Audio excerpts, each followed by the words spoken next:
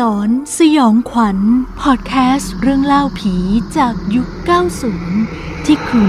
หาฟังได้ที่นี่ที่เดียว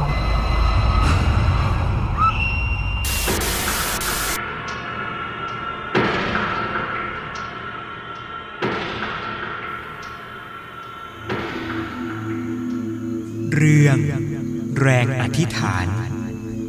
พี่ขุนทำไมพี่ขุนถึงทำกับช้อยแบบนี้พี่ขุนเคยให้คำมั่นว่า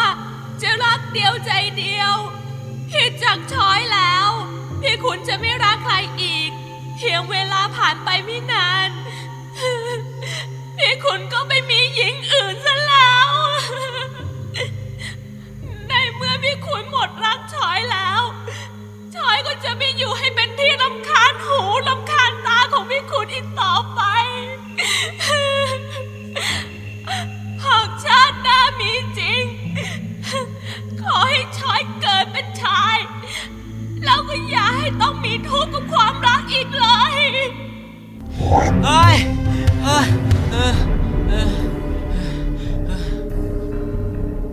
ไม่รู้ว่าผมจะต้องฝันอย่างนี้ต่อไปอีกนานเท่าไหร่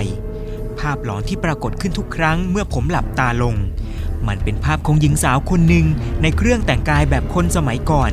ที่กำลังเสียอกเสียใจอย่างหนักจากนั้นเธอก็ค่อยๆหยิบมีดเล่มหนึ่งขึ้นมาแล้วก็จ้วงแทงเข้าที่ท้องของเธอจนมิดด้ามเลือดสดๆของเธอ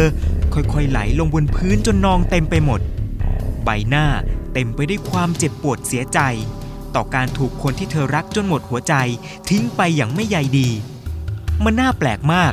ที่ผมกลับรู้สึกได้ถึงความเจ็บปวดทุกทรมานนั้น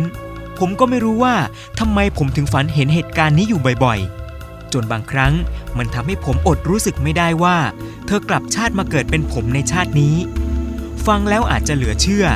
แต่ผมรู้สึกว่ามันเป็นอย่างนั้นจริงๆทุกวันนี้มีผู้หญิงมากมายมารักผมซึ่งผมก็สนองตอบความรู้สึกกับทุกคน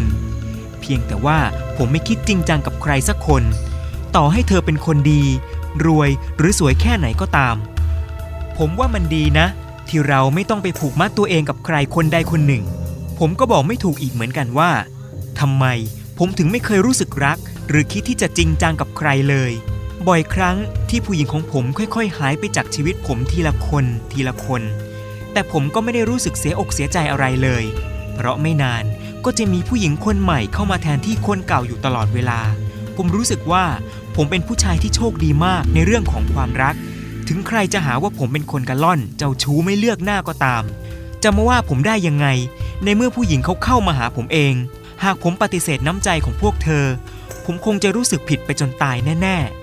ๆผมอยากจะตะโกนบอกคนทั้งโลกเลยว่าผมมีความสุขมากเลยหากชาติหน้ามีจริงขอให้ผมโชคดีแล้วก็มีความสุขในเรื่องความรักตลอดไปเหมือนกับชาตินี้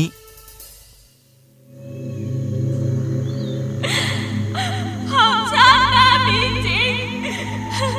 ขอให้ช้อยเกิดเป็นชาย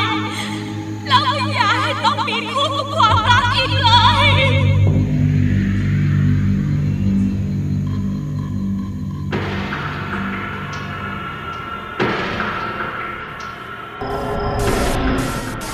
ติดตามตอนใหม่ได้ที่เว็บไซต์ INN News กับคลื่นหลอนสยองขวัญพอดแคสต์เรื่องเล่าผีจากยุค